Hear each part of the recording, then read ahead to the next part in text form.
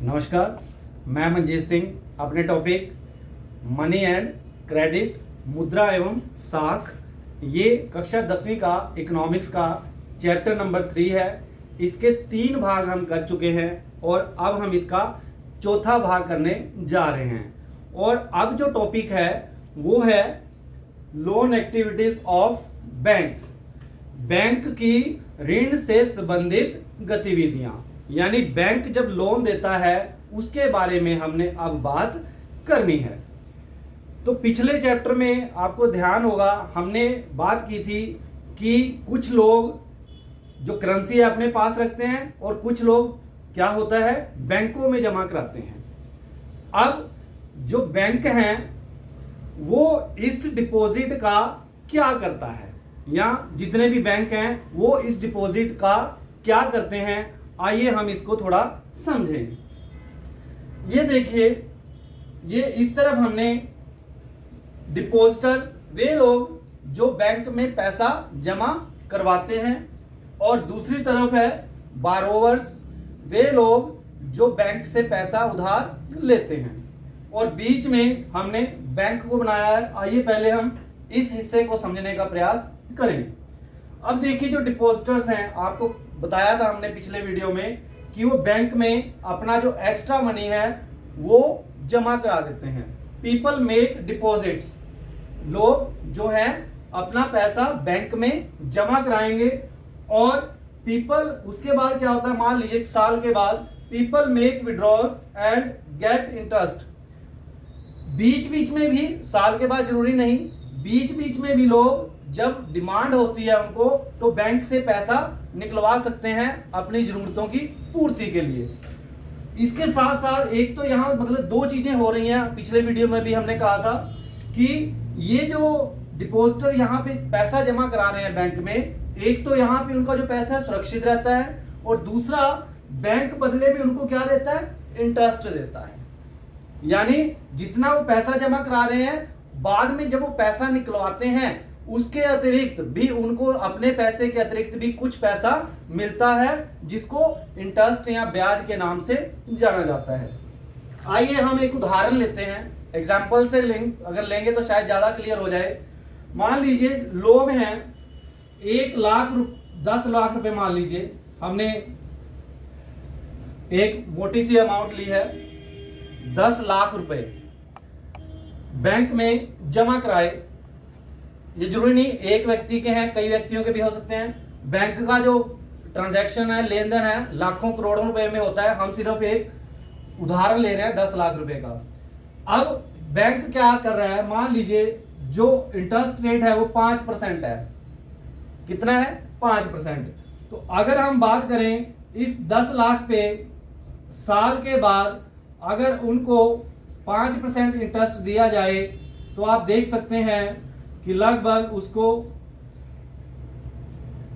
कितना मिल रहा है, 50,000 इंटरेस्ट मिल रहा है। और साल के बाद कितना हो जाएगा, 10 लाख ये है और 50,000 ये है। यानी साल के अंत में 5% इंटरेस्ट के हिसाब से उनको, लोगों को, या एक व्यक्ति को या कई लोगों को भी हो सकता है, 10,50,000 रुपए मिलेंगे, यानी 50,000 रुपए एक्स्ट्रा मिलेंगे।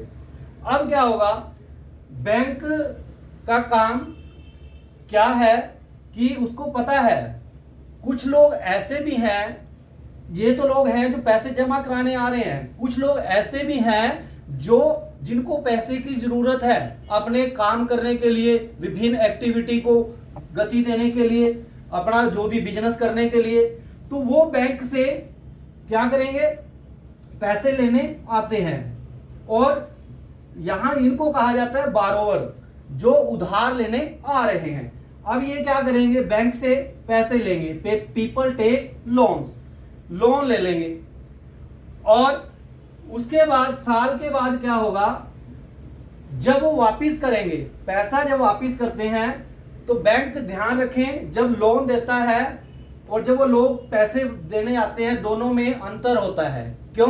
क्योंकि बैंक क्या करता है, एक इनसे जब इनको इंटरेस्ट दिया, जब लोग पैसे जमा कराने आए तो जो लोग पैसा लेने आते हैं उनसे भी इंटरेस्ट लेता है। ध्यान रखिएगा, यहां पर डिपॉजिटर्स को इंटरेस्ट पे किया गया है और यहां पर बारोवर से इंटरेस्ट चार्ज किया गया है। ये दोनों शब्द समझ लें, पे और चार्ज।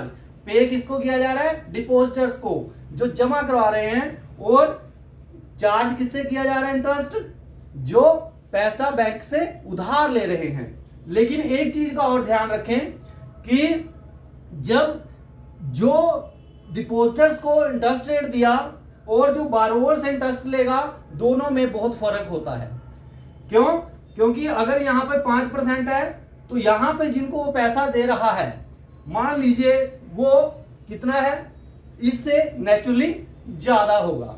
लेकिन उससे पहले एक चीज और जान लें कि बैंक को यह भी पता है कि हो सकता है कि जो पैसा जमा कराया गया है लोग उसको लेने आ जाएं, वापस लेने आ जाएं, साल से पहले भी आ सकते हैं। तो ऐसी स्थिति में तो उसके लिए बड़ा मुश्किल हो जाएगा।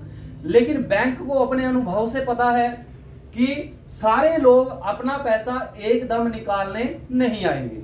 वो क्या करेंगे, जितना वो पैसा था उसका कुछ परसेंट अपने पास रखेगा, बैंक के पास जमा रखेगा। बाकी जो पैसा होगा 90% वो लोगों को क्या कर देगा, उधार दे देगा।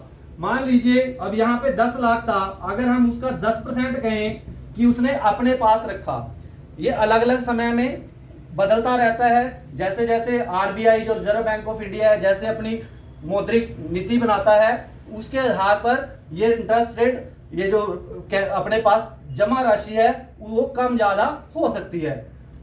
अब किताब में आपकी 15% है, अभी काफी कम है। मान लीजिए हम उदाहरण के तौर पे हम 10% ले लेते हैं, यानी इस 10 लाख में से 10% उसने अपने पास रखा, तो इसका मतलब उसके पास रहा 1 लाख। और जो 9 लाख था उसने क्या किया, लोगों को उधार दे दिया। 10 लाख में से 10% के हिसाब से 1 लाख अपने पास रखा, बाकी उसने 9 लाख क्या किया, जो उधार लेने वाले हैं उनको दे दिया। अब ये जो चार्ज यहां पे किया 5% इंटरेस्ट रेट, वहां पर जो इंटरेस्ट रेट चार्ज करेगा वो ज्यादा होगा। मान लीजिए वो 10% है, 9 लाख का 10% है।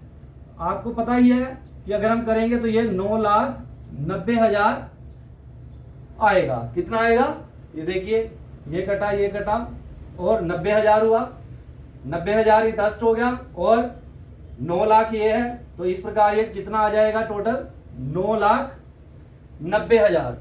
यानी जब साल के अंत में ये जो जिन्होंने उधार लिया है पैसा देने आएंगे तो वो 9,90,000 होगा। अब देखिए 9,90,000 ये हो गया, और बैंक के पास पहले कितना जमा है, बैंक के पास कितना पड़ा हुआ है, 1 लाख तो रखा हुआ है ना उसने। तो इसके लिए इस प्रकार उसके पास 10 लाख कितना हो गया, हमारे हिसाब से 90,000 हो गया। 9,90,000 ये था, 1 लाख बैंक के पास पड़ा हुआ कैश, और इस प्रकार ये हो गया 10,90,000। लेकिन साल के अंत में उसने देना कितना है, साल के अंत में जो लोग जिन्होंने जमा पे कराया पैसा वो कितना है, 10,50,000।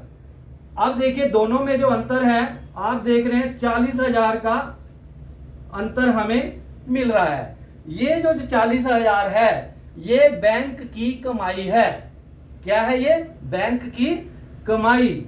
अब ये कमाई, आपको पता है कि बैंक के बहुत खर्चे होते हैं, अपने जो उसके एम्प्लॉइज होते हैं उनको वेतन देता है, अपना जो स्टेशनरी का इस्तेमाल करता है, अपना जो फर्नीचर होता है, अपना जो बिजली पानी का खर्चा होता है, वो यहीं से उसका निकलता है। हमने सिर्फ 10 लाख की अमाउंट ली है समझाने के लिए। ये जो बैंक का जो ट्रांजैक्शन होता है, लेन देन लाखों करोड़ों अरबों रुपए में होता है। ये तो सिर्फ आपको समझाने के लिए किया गया है कि जो बैंक की एक्टिविटी है वो क्या है, बैंक की जो लोन एक्टिविटी है वो क्या है, किस प्रकार लोगों का पैसा जमा करता है और उनको इंटरेस्ट रेट भी देता है। लेकिन जब वो पैसा उधार देता है तो वो इंटरेस्ट रेट बहुत ज्यादा होता है और वही इंटरेस्ट रेट का जो गैप है, जहां पर जो 40,000 आया कमाई, वही बैंक की कमाई बन जाती है।